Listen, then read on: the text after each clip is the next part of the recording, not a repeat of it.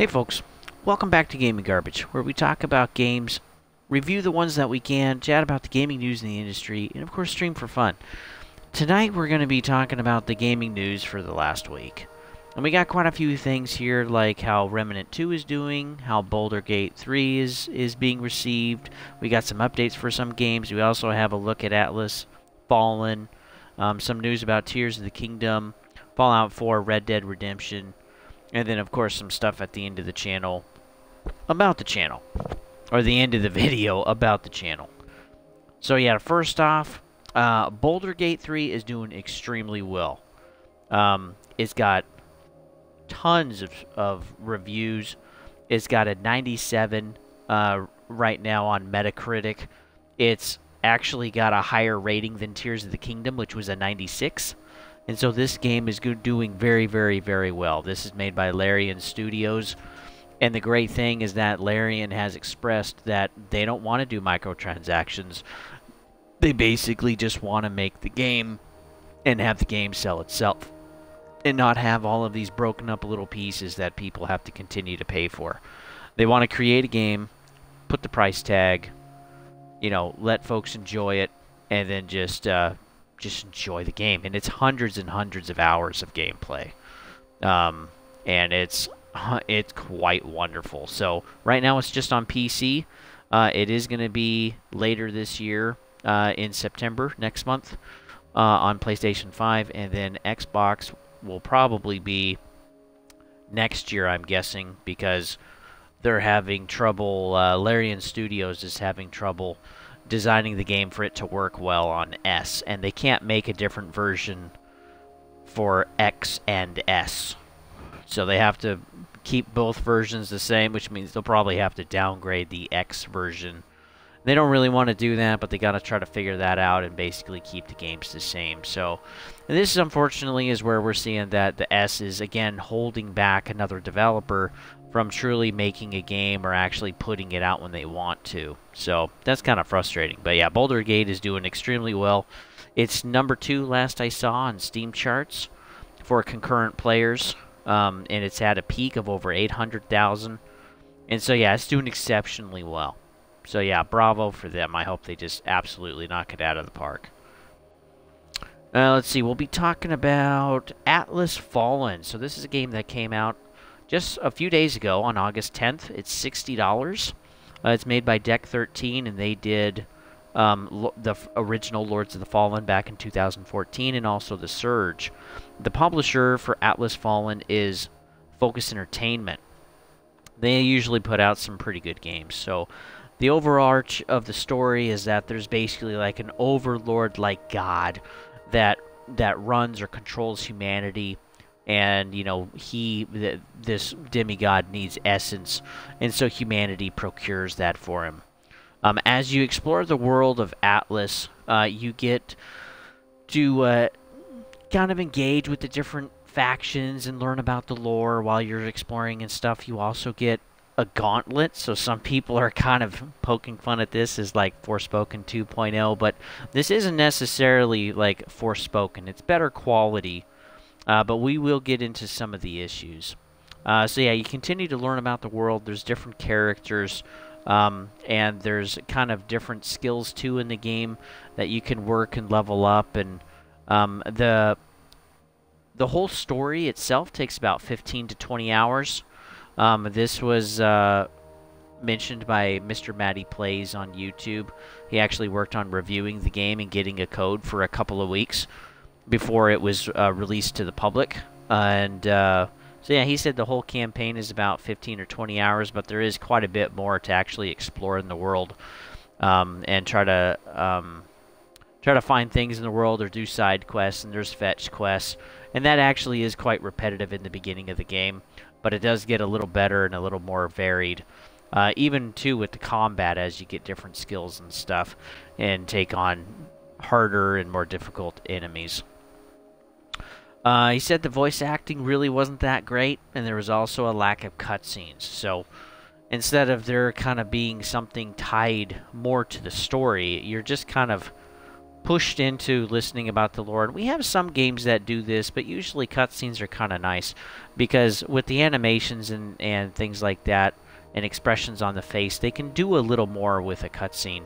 And so you can have a little more character development and story-driven content there. The game itself, it looks open world, but is not quite there. It's more like a semi-open world, and this is due to, especially in the beginning of the game, invisible walls. So the game really is guiding you a certain direction. You can look and survey the landscape and see, oh, okay, there's things over there, but maybe you can't go over there right now, maybe later. And so you do run into these invisible walls which prevent you from going somewhere that maybe you would rather like to explore right away. The main transportation in the game is sandboarding. And so yeah, basically you kind of travel from point A to point B, and it can take you a few minutes to get from A to B, and so there's calm or like peaceful gaps, but some people would really rather prefer to be in the action, and so some might find this is actually kind of frustrating. The desert, this basically takes place in the desert. There's a lot of that, so it's not very exciting or stunning to look at. It's pretty bland. There are some areas where there's more trees, where there's some water, you know, like a lake or something, or like an oasis, but it's really just desert, and so yeah, it is pretty boring to look at for the most part. As I mentioned earlier, there's outside of the main story, there's side missions, there's fetch quests, there's hunting and seeking wildlife, there's exploration, and there's a lot of this in the beginning as you kind of start to learn the game, and it gets a little more varied as you branch out further into the game. The combat, it's all melee. For the most, well, I shouldn't say it's all melee, but it's mostly melee. You are allowed to kind of tweak with your loadouts a little bit. You're able to kind of work toward armor as well, and you're also able to work toward kind of different weapons and abilities. But it's really more your kind of skills and abilities than your types of weapons. And so yeah, so it's kind of more of like a skill-based game with the combat. The combat works on a momentum system, kind of like if you ever played any of the old God of Wars, or I guess technically even some of the newer ones. There's kind of like a momentum bar, or like a rage bar. And so you kind of build this up with successive hits and attacks on enemies, and then it allows you to use some of your upgrades or some of your skills and abilities. As you progress through the game, you can unlock more skills, and you can decide what you want to attach and what you want to do. And these skills and abilities are broken up through a tier system. Tier 1, Tier 2, Tier 3. And if you ever played Outsiders, it's exactly kind of the same thing, where the skills, you know, can cost more, but can also be more powerful. But you got to select which ones you kind of want to have implemented at a time while you're playing the game. Let's see, the combat itself, there is a way to heal yourself and also have other potions to heal yourself or also kind of like give you advantages on the battlefield. But these potions get built up over attacks that you do against enemies and creating that damage. So one thing about the enemies that was frustrating was to take a look at how you have maybe a big enemy to deal with, which takes a lot of successive hits, you know, breaking or taking off parts of its body. Let's say it's some type of large animal. And then you also have these regular enemies that spot around it. So you have an entire crowd problem. And the combat is really focused to be 1v1. And the camera angle is not necessarily great either. The camera can kind of be a problem or a nuisance while you're in combat. And then when it's mainly 1v1 on top of that, it can get kind of frustrating to try to build up that momentum. And, you know, ultimately it can kind of get you killed in some situations further into the game. One thing that is nice is that the whole game is co-op. So you're able to take at least one other, I think just one other partner with you. And you're both able to move in and out of the world and just kind of enjoy it together. And that can also make it a lot more fun, too. Right now on Metacritic, the game has kind of a somewhere between a 60 and a 65, depending on what platform you're on. So overall, for $60, it's not really worth $60 in my opinion. From what I've seen with gameplay and listened to Maddie plays and one other chat about the game so far, with what they've seen or what they've read up on or even played themselves. And so yeah, wait for his sale. Wait for his sale for sure. Let's see.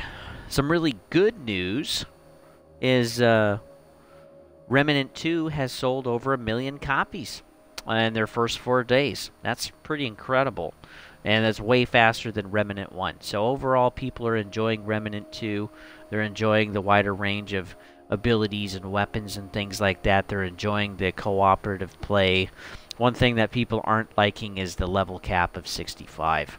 And so in Remnant 1, you could have 800 plus if you really wanted to grind that far and get everything unlocked. Kind of like an Oblivion or like a Skyrim game. But here in Remnant 2, you have a level cap of 65, and then that's it. And so that kind of prevents the players from really wanting to progress or grind or kind of continue to work towards something, even if the story is already finished. But yeah, overall, Remnant 2 is actually doing pretty well. It's one of the better games this year. We also found out that Tears of the Kingdom sold 18 million copies in its first 2 months. As of today, Elden Ring in 2 years has sold 17.5. So yeah, Tears of the Kingdom is going to be making buco bucks and selling probably 25 million plus copies before an entire year is even over. And yeah, they're doing great. Tears of the Kingdom is doing a great job. Again, it had a score of 96. And we can probably expect that from Baldur's Gate 3 as well when it finally gets onto the PlayStation. And probably next year, when they can fix all of the bugs and everything, get it to Xbox. So each time they open it up to a new platform, there's going to be more people that are going to want to play it and enjoy it. We did find out, too, that Gollum is getting a patch. Can you believe that? Man, if it was me and we canceled, the next game of our studio because the first one we made, quote, Gollum, was so bad, I would not even be patching the game. Well, what would even be the point? And you're just burning resources, and you just fired a bunch of people, too, from your studio. So, why they're even bothering, I have no idea. It is literally one of the worst rated games ever. And just when we didn't think it could really get any worse, we had the failure with Overwatch 2, which is now the worst rated game ever on Steam. We also have Red Fail, which we did a little kind of, Lion and I did an initial look through Game Pass for Redfall. And man, just how boring and just lacking of a game that is. It's so disheartening that came from Arcane. They better, in my opinion, they have one more shot. And their next game better be freaking gold, or at least, a C+. Otherwise, yeah, they might be making some major changes with that studio in Texas. And then, we also had, oh man, what was the other one? I'm trying to think. Anyway, it's a little later at night. But yeah, we have these games that are horrible, and it's like, if they're gonna be trash, why burn the time? Why burn the time? And I think we're gonna have a more polarization where people are gonna love certain types of games, and the community is gonna hate the other types. And there's gonna be a few in the middle that won't really hit the news, but like, from big studios like A, AA, or AAA studios that are pretty big, putting out bigger games, they're either going to be absolutely praised to death or just purely hated. And I think we're getting this polarization, and companies better figure out what they want to do. And if they make the wrong moves for too long, they eventually just won't exist as a company. So continue to tighten down the screws and bolts, folks. Continue to apply pressure, because I think some of them are really starting to feel it. Something else we saw was some good news is GameStop is actually giving up on their NFTs already. So I don't even think it's been a total year yet, and they're already giving up on the entire thing. So they're consolidating. They are hemorrhaging money. We can see that through their public earnings reports quarterly. And yeah, they need ways to save money. And so the crypto folks that they had working with the company, well, they're not really having them anymore. And they're not hanging on to a piece of this. They are completely dismantling their crypto and NFT side of their business. So I think that's great. I think they need to focus on what they can do in the future to stay alive, because more games are just becoming digital. And, you know, even though GameStop most of the time is a pretty bad choice for like trade-ins and stuff like that, I still think it's good that there's competition and that there is a main staple somewhere, so that the other smaller places kind of have a benchmark of how to provide better service. Because once you remove the horribleness, like the horrible entity or whatever, well, no one really has an incentive or like a motivation to do better, because there isn't anyone else. And monopolies, no matter how big or small, in my opinion, are usually bad. Even in my own marriage, just me making the pure decisions, that is not good. It's good to have competition. It's good to have other minds. And that's what the private market is, and that's what we want. So I want GameStop to be able to survive just for that reason. Just more competition is good. And also, they still employ tens of thousands of people, and they have stores all over the place. And they do provide, some areas where games are at least available physically, and there's an actual store they can go to. Not every town has a dedicated little small business game store. So, yeah. So I'm glad they're getting rid of entities and actually focusing on what's going to keep propelling their business. Let's see. We got something on Fallout 4. So we were told about a year ago that there would be an upgrade for like the Series X. For current gen consoles, there'd be a graphical upgrade, an update for Fallout 4, and yeah, we haven't seen that. And so what we heard from a tweet from someone in the company at Bethesda is they're like, hey, if you don't know, like, we're going to be having a really big release in like a few weeks, and we want to make sure that that goes as smoothly as possible. So basically they're saying, hey, we're not really working on that idea. It's probably been shelved for the moment. And not that they haven't forgotten, which is good. But yeah, they are totally focused on Starfield. And I think the fact that Bethesda's name was also attached to Redfall, and Xbox also wants this to be a really big success, because it was pretty much Redfall and Starfield this year. Starfield has to deliver as best as it can. Otherwise, the future of Bethesda and Xbox, I think, are in somewhat jeopardy of being downgraded. And they don't want that. They want to do their absolute best as much as they can. So Fallout 4 will have an update later. They will work on this, but right now it's been on hold because of Starfield.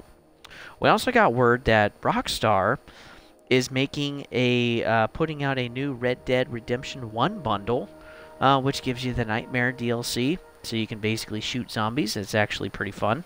But it's not a remake or remaster. It's a re-release. Again, it's the old assets from 360. Nothing's really upgraded. Nothing's really done. And we know that there was a ton of issues, too, with the Grand Theft Auto trilogy that was released, which was number 3. Or let's see. 3, Vice City, and number 4, I think. And there were a ton of bugs.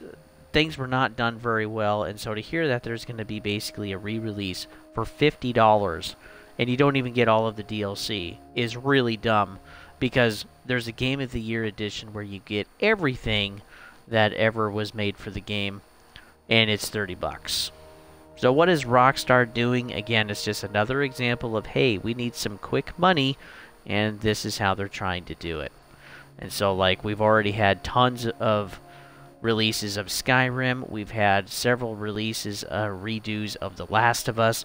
We're seeing this with Modern Warfare right now. We got a Modern Warfare 1, a Modern Warfare 2 that came out just last year, and then at the November of this year, we're going to get Modern Warfare 3, and even Overwatch 2 was basically a redo with barely minimal changes to the game from Overwatch 1, and they shut Overwatch 1 down, so you have to play 2 if you want any amount of Overwatch in your life, which honestly, no, it's totally junk. Again, it's a scam, folks. That's what I'm calling it, because again, Overwatch 2 doesn't deserve to have the 2 in front of it. I mean, they didn't really change anything. They're still withholding multiplayer maps.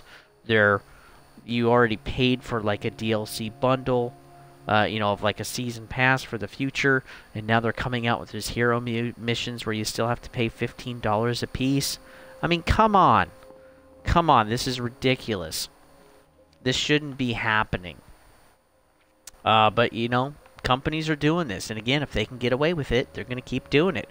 If it costs them money, then they're not going to do it. So again, the accountability that we have as an industry is to withhold money from them.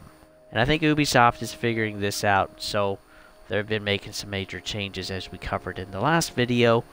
But is it going to be enough? I don't know. And is there going to be enough people that will withhold their money?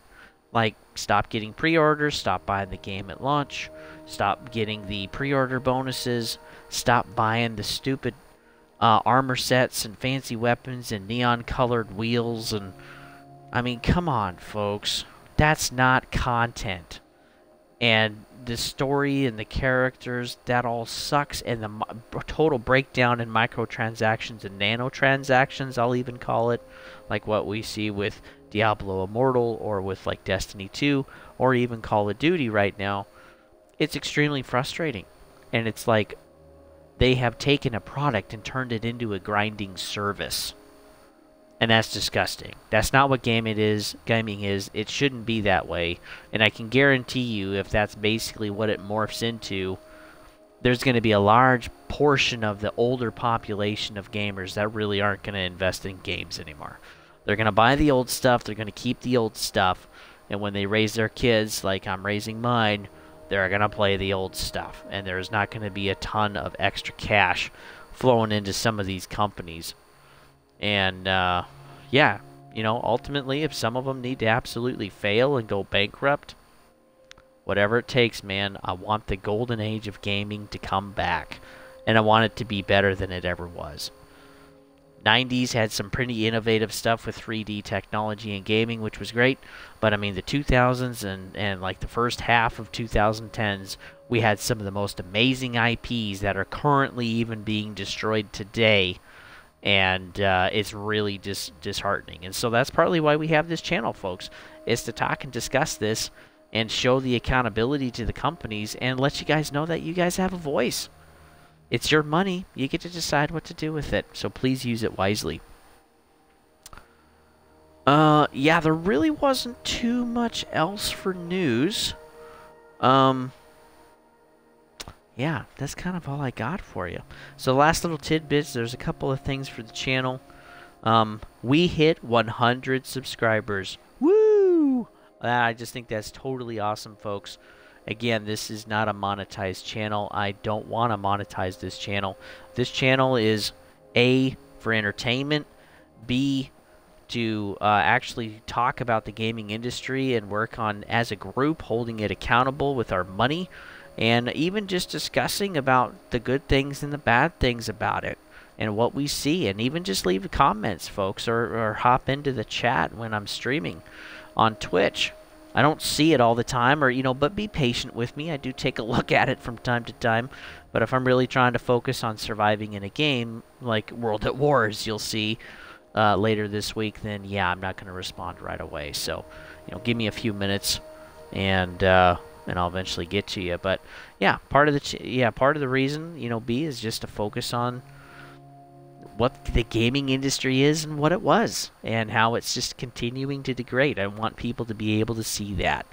because it is very present. And the third thing, C, is to just invest in you guys. Demographically, 96% of the people that watch this channel are guys 18 to 34 years old. And so, and I know that there's really not a lot of investment for our age group and also for our sex. And the world just really doesn't seem to care about us very much. But I care about you guys. I am right there with you.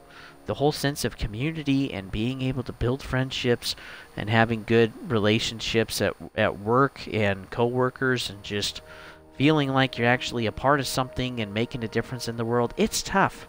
It's really hard. And I remember high school and college and moving out, and I remember, the first time getting married and my first kid and all of this stuff. Being a homeowner, I remember all of these things and how most of the time, how lonely it felt. And so, you don't have to go it alone. You have someone right here that understands. And, it's also to invest in you guys. Whenever I can, there'll be little caveats where I'll shove into my streams. And whether I'm playing with Lion or Shepherd or right now, streaming with my wife with It Takes Two, which we just started that today, it's to invest in you guys. It really is. It's to share some life lessons or to give some advice. And again, I know it's not what you asked for, but we just give it freely because we do care. And the other guys, they can absolutely give some caveats too. And we're all in this together trying to figure stuff out. I certainly don't know everything, but even like with just my wife and I, we're going through It Takes Two. If you've never played that game and you're in a relationship that's kind of stagnant or struggling, I think it's a great game to go through. It's very cheap, very beginner marriage counseling, but it gets you thinking about what your relationship really is and maybe just some kind of simple things that are so easy they can be overlooked, especially when it's stressful and it's busy. So continue to watch for that. I'll be putting that out, and it's probably in a playlist by now by the time you're listening to this. So again, you can always follow me at Twitch at Don't Tread on Thee, and you can also find me over at YouTube at Gaming Garbage 22. Boy, be careful out there with the heat, folks. It is getting insane. Pretty much no matter where you are right now, you're either dealing with a bunch of smoke from wildfires or you're dealing with really high heat or crazy weather. So, yeah, just be careful, be aware, do a little bit of preparation. There's nothing wrong with that. And honestly, it doesn't cost very much in the grand scheme of things. So, yeah, prepare for a brownout, prepare for not having electricity, prepare for your AC dying, all of that stuff. And, yeah, just be smart so that, the future doesn't look so bad when things go wrong. And with that, folks, I hope you guys are having a wonderful start to your week, and I'll see you on the next one.